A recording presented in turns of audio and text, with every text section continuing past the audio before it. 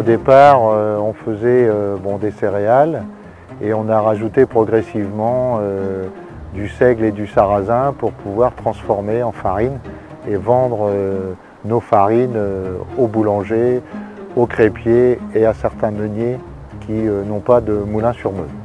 Quand j'ai repris ça, donc, les enfants n'étaient pas forcément intéressés. Et puis au fur et à mesure, donc, Mathieu est rentré en 2010 et il ne voulait pas s'occuper de la partie agricole, il voulait que faire la farine. Donc là aujourd'hui, Mathieu s'occupe que de la farine et moi je m'occupe de la partie agricole et de la partie commercialisation. Au départ, c'était assez artisanal et c'est vrai que c'est quand même assez savourant de pouvoir travailler la matière première qu'on cultive. On récolte donc le blé sur la période de juillet-août et puis le sarrasin, lui, va se récolter sur la période d'octobre. On le nettoie une première fois donc au silo. On va identifier les lots, on va aller faire les analyses pour faire après la maquette de chaque type de farine qu'on a à faire. Et puis une fois que ça c'est fait, on va le reprendre, le grain, on va le renettoyer une deuxième fois et puis on va le mouiller de façon à l'attendrir et après on va donc le mettre au moulin. On va le faire passer sur plusieurs meules avec plusieurs passages et on va faire des moutures diverses de façon à pouvoir offrir aux clients différents types de farine pour différents types d'utilisation.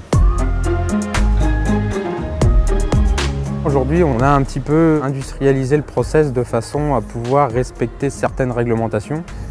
On respecte un certain nombre de procédures sanitaires et hygiène au niveau du moulin. Donc effectivement, le fait d'ajouter plusieurs passages, le transport pneumatique, les tamisages de sûreté, du fait que voilà, on a pu mettre ça en place pour pouvoir satisfaire d'autres clients encore qui rejoignent la ferme. On a labellisé la farine avec donc Terre de la Loire qui permet de valoriser la production eurélienne.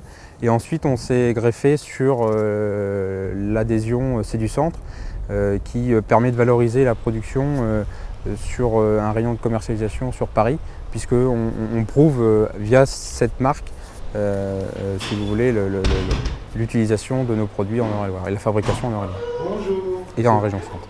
Et c'est vrai que quand on va en région parisienne, le fait d'adhérer et d'avoir une marque prouve notre professionnalisme et ça nous aide vraiment à développer nos produits, parce qu'il y a cette notion de circuit court, d'agriculteur, de transformateur, de producteur. Et ça, pour nous, c'est quand même une très très bonne chose.